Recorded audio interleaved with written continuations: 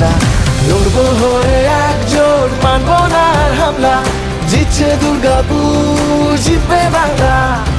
লড়বো হয়ে একজোট, মানবো না আর হামলা।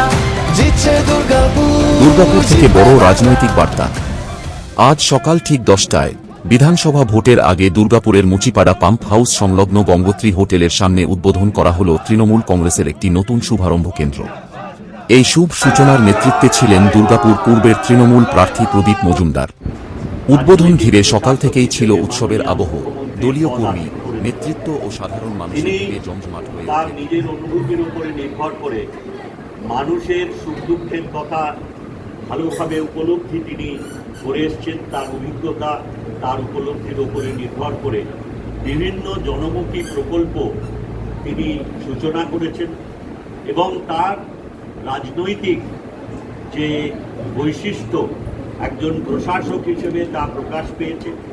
যে প্রকল্পের সূচনা করেছেন তাকে নিজে নিরীক্ষণ করেছেন যাতে সম্পূর্ণভাবে 100% রূপায়িত হয় এবং যাদের এর উপকার পাওয়া উচিত সেই উপকার যাতে তারা পান। যা প্রতিশ্রুতি দিয়েছেন তা রেখেছেন, অনেক ক্ষেত্রে প্রতিশ্রুতির বেশি তিনি মানুষকে দিয়েছেন। এবং আমি কিছু উপমা দিয়ে রাখবো। আমার সহকর্মীরা এখানে অনেকে আছেন, আমার সহকর্মীদের জ্ঞাতার্থে আমাদের নেতৃত্ব এখানে সকলেই আছেন, আমি তাদের নাম পরে বলছি, সকলেই চেনেন আপনারা। কিন্তু মাননীয় মুখ্যমন্ত্রীর বৈশিষ্ট্য হচ্ছে যে প্রকল্পের সূচনা করেছেন, যে কথা বলছিলাম, সেই প্রকল্প অব্যাহত রেখেছেন এবং তার সহায়তার মাত্রা বাড়িয়েছেন। আপনাদের স্মরণ থাকবে 21 সালের আগে 10টি অঙ্গীকার পত্র আমার সহকর্মীরা, আমি নিজেও অনেক আমাদের এখানকার মানুষদের ভেতরে বিতরণ করেছিলাম। তার দ্বিতীয় ছত্রে লেখা ছিল, যদি 21-এর নির্বাচনে যদি আমরা আবার ক্ষমতাসীন হই তাহলে মা মাটি মানুষের সরকার প্রতিটি মহিলাকে এখানে আমাদের প্রত্যেকটি পরিবারে একজন মা বা বোনকে আর্থিক সহায়তা দেব। কোনো প্রকল্পের নাম উল্লেখিত ছিল না।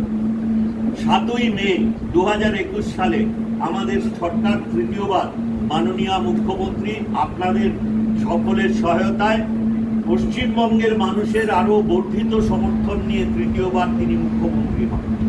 তার 6 সপ্তাহের ভেতরে উনি সূচনা করেন, ঘোষণা করেন যে লক্ষ্মীর ভাণ্ডার নামক প্রকল্পের মাধ্যমে আমি সাধারণ পরিবারের মা বোনেদের 500 টাকা এবং যারা জনজাতি গোষ্ঠী এবং উপজাতি গোষ্ঠীভুক্ত আমার মা বোনেদের আমি 1000 টাকা করে মাসিক দেব।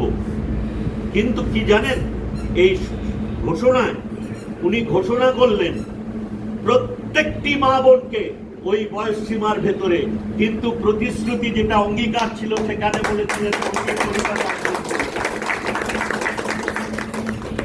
কিন্তু ঘোষণার সময় করলেন প্রত্যেকটি মা বোনকে আমি দেবো ওই বয়স সীমার ভেতরে। কোথায় পরিবার পিছু একজন আর কোথায় প্রতিটি মা বোন? সকলে পেয়েছেন তো যারা ওই বয়স সীমার ভেতরে? 24 সালের আগে কি বললেন, যে আমরা সেই সহায়তা বাড়িয়ে 1000 টাকা করব সাধারণ পরিবারের মা বোনেদের এবং যারা পিছিয়ে পড়া বর্গের মা বোন আছেন তাদের আমি 1200 টাকা করে দেব। পেয়েছেন তো?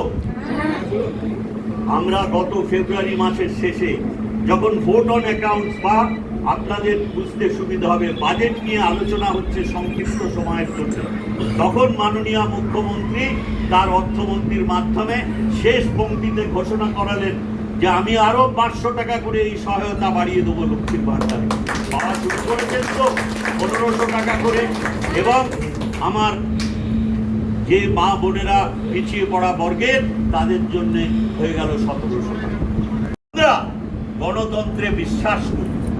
আমাদের নেত্রী গণতন্ত্রকে সব রকম কুলসিত করার থেকে রক্ষা করার জন্য আজ নয়, তার রাজনৈতিক জীবনের প্রথম বড় ধাপে তিনি প্রমাণ করেছেন মানুষদের সচিত্র ভোটার পত্র দেওয়ার আন্দোলন করে সারা ভারতবর্ষের গণতন্ত্রী প্রেমী মানুষ আজকে সেই সুবিধা ভোগ করছে।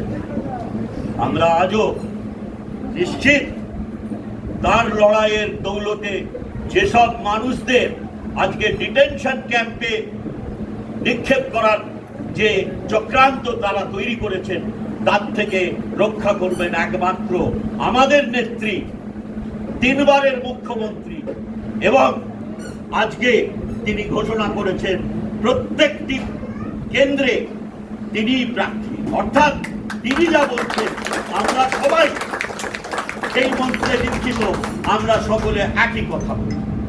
তিনি যদি বলেন আমরা লড়াই করব, আমরা সবাই বলি লড়াই করব, রাস্তায় থাকি, আমরা রথে থাকি না, আমরা পথে থাকি। তাই বন্ধু, আমার সহকর্মী বোনেরা, ভাইয়েরা, মায়েরা, তারা সকলে মানুষকে বোঝান।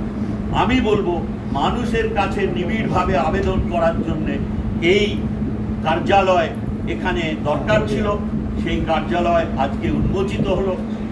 মনে রাখবেন, মানুষ শেষ সিদ্ধান্ত নেয়। যতই চক্রান্ত হোক, খালি মানুষকে বোঝাতে হবে যে মুখোশের অন্তরালে কত রকমের চক্রান্ত চলছে। আর যে যা প্রমাণস্বরূপ কিছু চাইবেন আমাকে বলবেন, তর্কে জড়াবেন না। আপনারা শুনলে আশ্চর্য হয়ে যাবেন, আমাদের 5 কোটির কম টাকা নিয়ম বহির্ভূত হয়ে খরচা হয়েছিল 6 বছরেই বলে আমাদের 100 দিনের কাজের টাকা বন্ধ রেখেছে। আর 19শে মে আনন্দবাজার পত্রিকার প্রথম পাতায় হেডলাইন ছিল 75 কোটি টাকার বেশি তছরূপ করে একজন বিজেপি শাসিত রাজ্য সরকারের গ্রামোন্নয়ন মন্ত্রীর 2 ছেলে জেলে নিক্ষিপ্ত হয়েছে। কারণ কাজের কোনো হদিশ ছিল না, তারা টেন্ডার পাননি, তাও দেওয়া হয়েছিল। কারচুপি ছিল 75 কোটি টাকার, আর রাজ্যটা হচ্ছে গুজরাট। 75 কোটি টাকা 4 বছরে চুরি করার দায়ে জেলে রয়েছে সেই মন্ত্রীও বহাল আছেন, আর 100 দিনের কাজের টাকাও যাচ্ছে। এরকম বহু পরিসংখ্যান সেন্ট্রাল গভর্নমেন্টের পোর্টাল থেকে নেওয়া। অতএব এইভাবে বাংলাকে বঞ্চিত করা হচ্ছে, তার একটা উপমা দিলাম। তা সত্ত্বেও প্রতিটি প্রকল্প চালু আছে, তার গুণগত মান আরো বৃদ্ধি করা হচ্ছে। আর একদিকে আপনার অধিকারকে খর্ব করার সব চক্রান্ত ব্যর্থ করে আমাদের দল, মা মাটি মানুষের দল এবং তার নেত্রী মমতাময়ী মা মমতা বন্দ্যোপাধ্যায়, যিনি তার সৈনিকদের নিয়ে নিজে প্রার্থী বলে ঘোষণা করেছেন, তার লড়াই। আমাদের কন্যাশ্রী হলো, সেই নিয়ে অনেক ব্যঙ্গ হলো। সেই কন্যাশ্রী অনুকরণে কি হলো? বেটি বাঁচাও বেটি পড়াও, বড় বড় প্রচার, বিরাট বিরাট ছবি, দাড়িওয়ালা ভদ্রলোক, তিনি সব জায়গায় বিরাজ করছেন সারা ভারতবর্ষে। শুনলাম যা অর্থ বরাদ্দ হয়েছিল তার 75% চলে গেল প্রচারে, আর বাকি ওটা মাথায় দেয় না ভেজে খায় কেউ জানে না। কজন পেয়েছেন আজকে সেই প্রকল্প চলছে কিনা কেউ জানে না। আর ঠিক একইভাবে আপনারা আশ্চর্য হয়ে যাবেন, উনি যখন উপলব্ধি করলেন যে মানুষকে সব রকম প্রতিবন্ধকতা তুলে দিলেও অনেক মানুষ 100% প্রকল্পের সুবিধা নিতে পারছেন না, ওনার উপলব্ধি হলো যে সরকারি দপ্তরে গিয়ে মানুষ সরাসরি যখন আবেদন করতে হয় স্বাচ্ছন্দ্য বোধ করেন না। 2020 সালে উনি আর একটা অভিনব প্রকল্পের সূচনা করলেন, কি? দুয়ারে সরকার। 7 দফা দুয়ারে সরকার হয়েছে। তারপর থেকে কোটি কোটি মানুষ যাদের যা প্রয়োজন ওখানে গিয়ে সরকারি সহায়তা নিয়েছেন, সরকারি প্রকল্পের নাম নথিবদ্ধ করেছেন, এবং প্রায় 90% যেসব সমস্যা নিয়ে এসেছিলেন সেগুলোর নিরসন হয়েছে। এত জনপ্রিয়তা দেখে পৃথিবীর বড় বড় দেশ থেকে এই ব্যাপারে অনুসন্ধান করেছেন, কিন্তু তাতেও উনি ক্ষান্ত হন। ওনার উপলব্ধি, মানুষ অনেক সরকারি প্রকল্পের সহায়তা অনেক বেশি পাচ্ছেন দুয়ারে সরকার করে, কিন্তু এরকম অনেক ছোট ছোট প্রয়োজনীয়তা আছে নিজের পাড়ায়, যেগুলো সমষ্টিগতভাবে প্রয়োজন কিন্তু বড় বড় প্রকল্পের মাধ্যমে সরকারি সেগুলোর নিরসন হয় না। উনি চালু করলেন কি, আপনার পাড়া আপনার সমাধান। 80,000 বুথ আছে আমাদের এখানে, প্রত্যেক বুথে 10 লক্ষ টাকা করে তিনি সীমা বেঁধে দিলেন। আপনারা নিজেরা দেখেছেন কত কাজ হচ্ছে।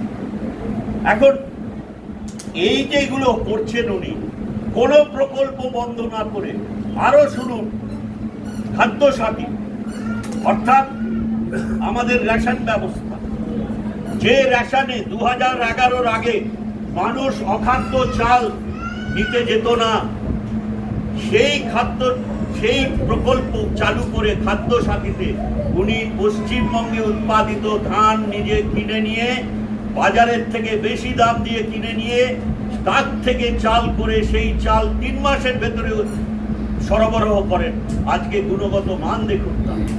সেই রেশন ব্যবস্থা উনি কথা দিয়েছিলেন 2021-এর আগে সারা জীবন নিখরচায় পাবেন, পাচ্ছেন তো?